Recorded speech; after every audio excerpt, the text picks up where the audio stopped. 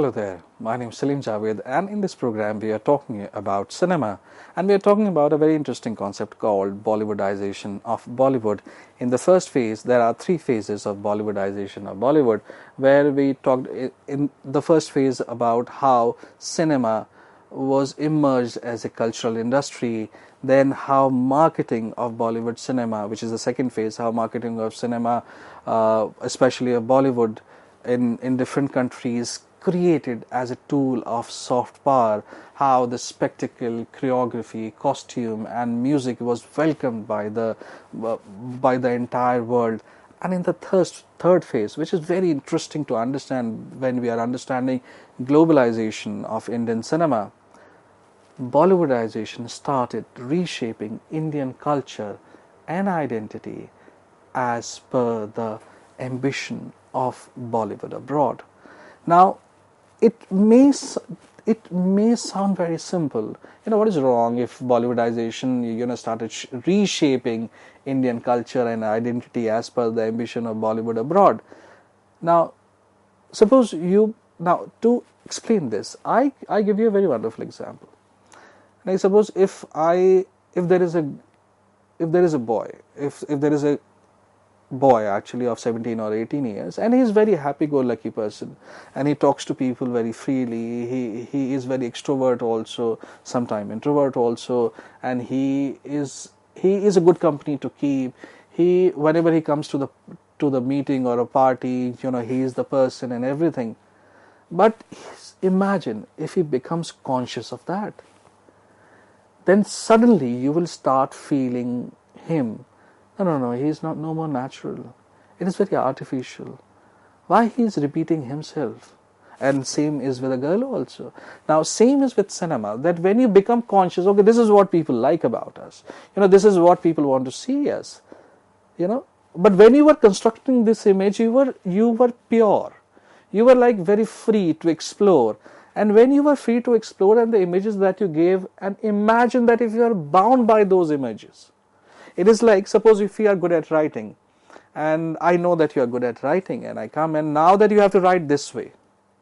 The moment I tell you that now you have to write this way only because this is what is expected from you, trust me, the natural flair you had for writing, this talent will start taking a back seat. And that is what exactly happened with us also, and this is one of the negative effects of globalization on us. Now, there is always the possibility of reverse ethnocentrism. As Yamito cautions, he wrote in 2003, there is always a risk of falling into a trap of cultural essentialism, of typing to define essentialist qualities of Asianness where none exist. Now, if for this, I give you a very interesting example here. I think all of you must have seen a film called Asian Rich. This was last year film, Asian Rich People, something like that. And if you see that, it is talking about a particular country. It's talking about that somebody is teaching in a particular country. This guy who is rich likes her, but he doesn't tell her that he's a very rich person, so he brings her to China back. And when she comes here in China, she realizes, oh my God, these people are extremely rich people. Now, when you have such kind of a story, now imagine if it is a new story and you have something very interesting for the first time. It is very interesting story.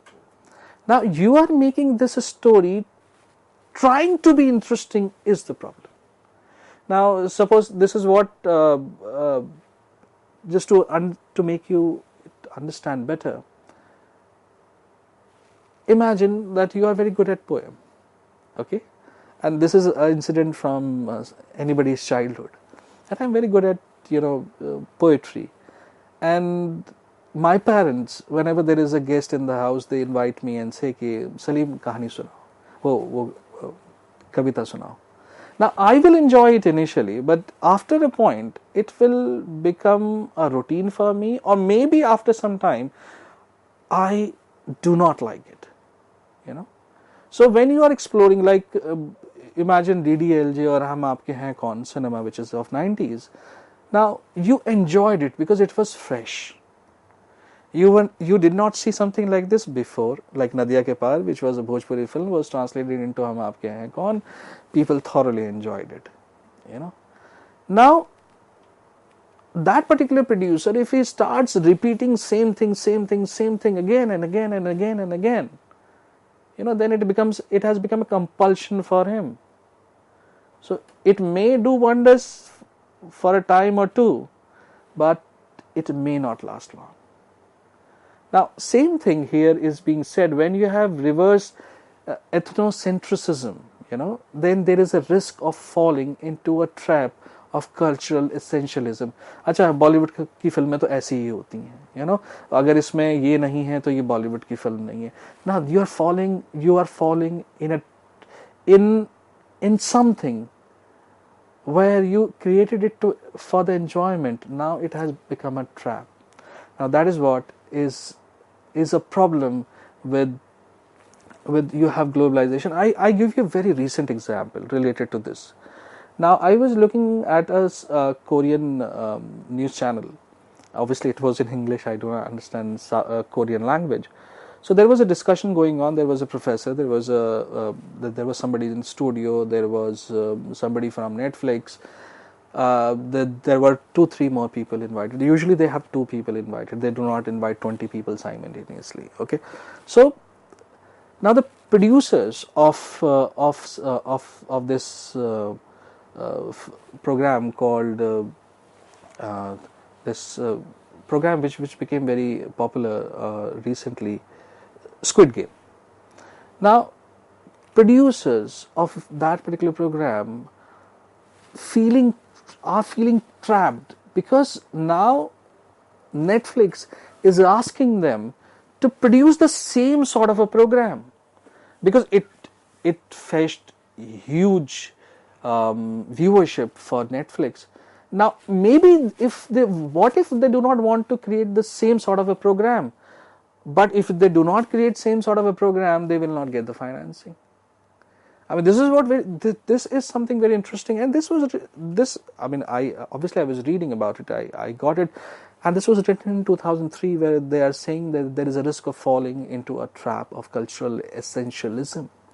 Now, that is what exactly happening with Squid Game in 2023.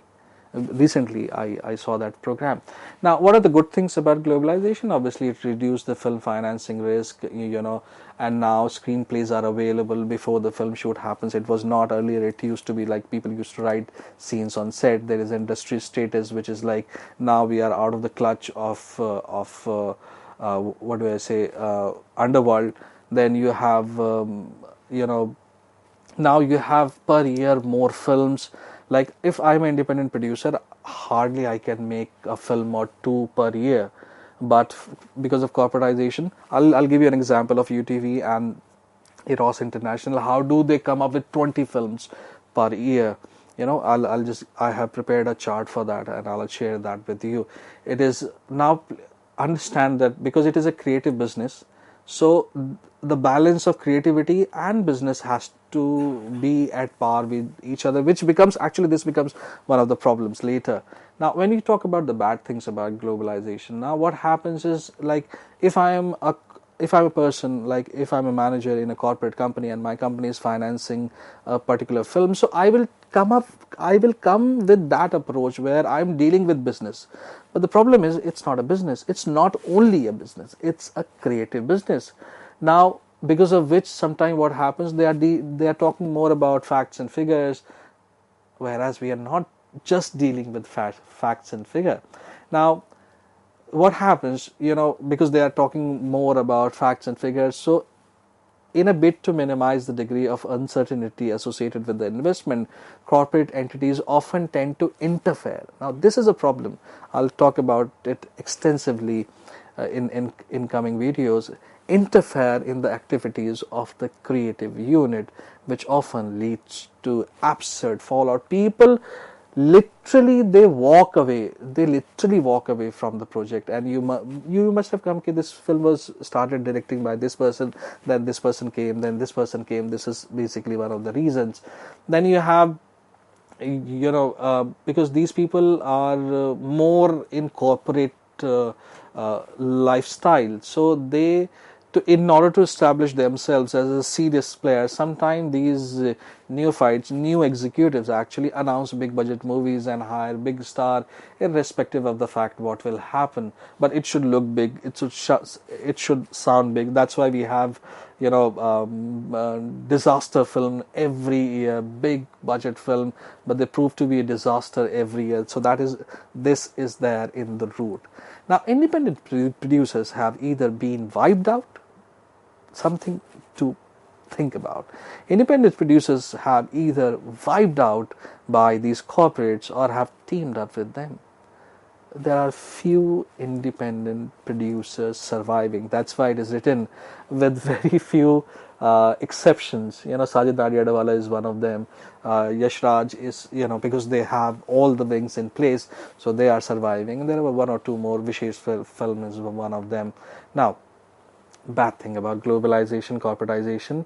Globalization may be it may be an ideal that many Asian cinema aspires to, but it could also be a pitfall, the trap that I was talking about.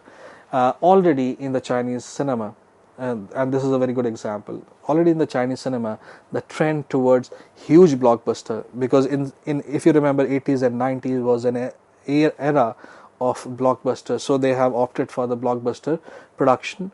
Over recent years shows how much it relies on the Hollywood model of huge capital and maximum gloss. Now, if you really understand this huge capital and maximum gloss to put in for the masses, both domestically and globally, and at times it has worked. I will not deny that it has worked in the case of Crouching Dragon, Hidden Dragon, Ang Lee, and he was definitely conscious of that I have to take this film beyond the boundaries of China, and I have to put the film on international scale. So Ang Lee was absolutely conscious of this thing, but the trap here is that the creativity will in all possibility be distorted by a sense of pandering to cliche and stereotype as computerized special effects and visual bombast take over the narrative. Now, this is like I have seen some recent Chinese films, and it's not only about the case of recent Chinese film, it's about Indian films also, like where Thugs of Hindustan flops and everything. And there are a lot of, like I have just talked about Chanki's film, Chanki's film is called Promise, and it was on a very huge scale, big investment, absolutely perfect, glossy. But because you are focusing more on these points, you are tend to dissuade yourself from the narrative structure. And trust me, you have any film which is CGI, which has got VFX, everything. But at the end of the day, people have come to see a story. All the VFX, all the glossy things we are putting, all the visual bombarding we are doing, all the computerized special effects we are using, ultimately they are falling in a story. All these things are used to tell a story in a good way. Now, when we talk about globalization, there are, like we are talking about, because we are sitting here, so we are talking about Indian films. But at the same time, you have Hong Kong film industry, which is affected. Hong Kong film industry is called the Hollywood of East. Then you have South Korean film industry, which is called Hollywood. Like if it is called Hollywood, South Korean film industry is called Hollywood. Now, Haley in South Korean language is the meaning of Haley. It is not Hollywood, so they are calling it Hollywood and we are calling it Hollywood. That is not the case. Case is Haley in South Korean language is called New Wave. Hallyu, if you see it, Hallyu means new wave, as we have new wave in Indian cinema. Now, all these industries, be that Indian film industry, Hindi, Tamil, Telugu, Malayalam, Kannada, Odia, Punjabi, all these film industry, Chinese film industry, Hong Kong film industry, South Korean. South Korean is a rage right now. Everybody is looking to a lot of good programs from South Korea. I have asked my students, they see a lot of good shows from South Korean film industry. They see a lot of South Korean film. There are some very good films from Vietnam also. Now, when we are talking about globalization, if we restrict ourselves only in Indian context, that is a very squeezed point of view. But if you see the effect of India, China, then you have Taiwan film industry also, then you have South Korean film industry also, then you realize that whatever we are talking about, it is true for all these industries also. Like suppose if our strength is our our stories, old stories like Ramayana, Mahabharata, if they are our they are our USP, their USP is martial art films. That's why when they take cinema to the world, they take martial art to the world, because that is what their USP is. When we go, like be that RRR also or be that Kantara also, we are taking our local stories to the globe. I'll talk about this film and globalization. That Stephen Tow in one of his paper talks about that Hong Kong cinema and all these things, they follow a certain aesthetical pattern when it comes to distribution and everything. Then now, suppose if I talk about what makes it a global cinema. Now there is something very interesting, that there is something called filmness. Okay, now you will say we know about film. What is filmness? Then I'm talking about alternative paradigm also. I'm talking about depiction of Indian image also, and then I'm talking about cinema exists as an appropriation of many forms and style which can be both indigenous and foreign, reinventing core national aesthetics and appropriating it for alternative paradigm. Now this is purely, it may sound very academic, but let me explain it. These are very simple things. Now imagine what is filmness? Let's first understand filmness. I'm sure you have seen Black film directed by Sanjay Leela Bhansali. I'm talking about the same period. You have seen Black.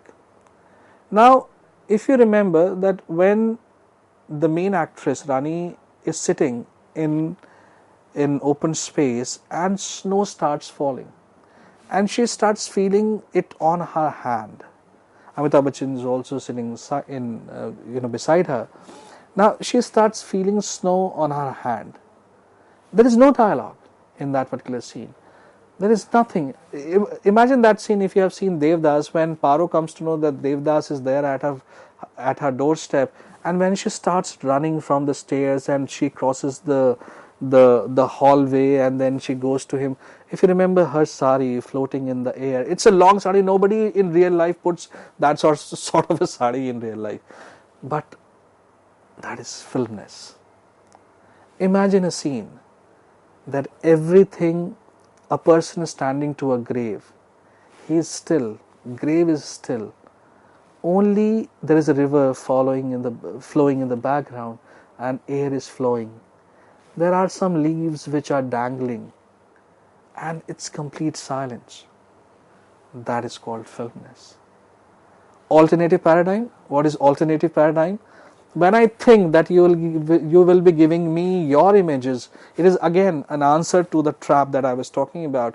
You need to have an alternative paradigm. You are expecting me to give you a particular story in a certain way, but I surprise you with my talent. All these things. Now, as I said that I'll be talking about how studios are able to produce 20 films in 1 year or 10 films in 1 year. Now, I give an example of UTV software. They have got two branches. One is called UTV Spot Boys and one is UTV Motion Pictures. Now, put UTV Motion Picture at one side because they deal with A class of actors, very big budget, all the showbiz and everything. Now this is one side. They feel that it will work, but sometimes the disaster also come from this category. So, but that sort of cinema can be produced 3, even by these studios, big studios. Now you put it in one side. Now on the other side, you have UTV spot boys. Now this is again, they are understanding the risk. Okay. Now this UTV spot boy is low budget. Okay, which is basically niche film, de-risk its, disproportionate dependency on star, because in UTV pictures they have a dependency on star. Now they want to get away from it. So that's why they have created a different branch which is with low budget, talking about niche film like Delhi Belly. I'm sure all of you have seen Delhi Belly, and it does not have A-list actors. Then you have Kamine also, is a wonderful film. Then you have a Wednesday. I have given the investment of that. It was made in 3.5 crore, and it made 11 crore. So it's a very good, more than 3 times, and it was absolutely a low budget film. Then you have Dave D also, which was again, which is targeting youth, which is talking about disillusionment in love, which is talking about debauchery, which is talking about infidelity. So these films, you remember these films, Dave D, you remember Wednesday, you remember Kamine, you remember Delhi Belly. So it is coming from a category where they are putting less investment. People are liking it. So not only they are making profit, but they are establishing themselves as a very good production, as a very good studio also. So it is a double side win. Now I give you another example of Eros International. Like suppose if they make 20 films in a year. Now nobody can make 20 films in a year. Please understand. Nobody can make 20 films in a year. So what they do is they co-produce 60% of their film, they acquire 30% of their film, and they only fully produce 10% of their film. So this is how it works. Now if you look at films like in 2000, what kind of a cinema came? So from Mohabbatein to Kaho Na Pyar Hai, you have Mission Kashmir, you have Dulhan Hum Le Jayenge, Refugee, Josh. So all these kind of cinema, Phir Hera Pheri, very wonderful film, Pukar, Bichu, Mela, please do not see this film. Sony Max plays it on a daily basis. I don't know how. Dharmesh Darshan, he's a good director. I don't know what happened in this film.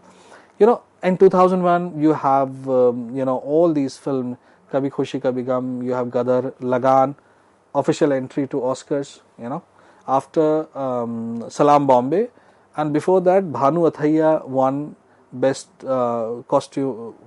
won Oscar for costumes for the film called Gandhi, directed by Richard Attenborough. Now, you have these films like Chori Chori Chup Chup, Dil Chahta Hai. My God, I mean, if you have not seen, it's fresh whenever you see it. Then you have 2000, you have Dev Das. Then you have Kaate, Reservoir Dogs, good production, interesting film. And then you have, like, if you check all these films, Kaho Na Pyar, Kal Ho Na Ho, Koi Mil Gaya. Then you have in 2004, you have Veer Zara, Main Hoon Na, Dhoom. And then you have in 2005, No Entry. Black, I was talking about, it came in 2005. Then you have in 2006, you have Dawn, Fana, interesting film. 2007, Om Shanti Om, Partner, Chak De India, Tare Zameen Pe. My God, I really want to talk about this film. So all these films, like, there are more films, and we'll be talking at a length about these films, how we'll be talking the effect of globalization on these films, and localization, what is lackluster content and everything.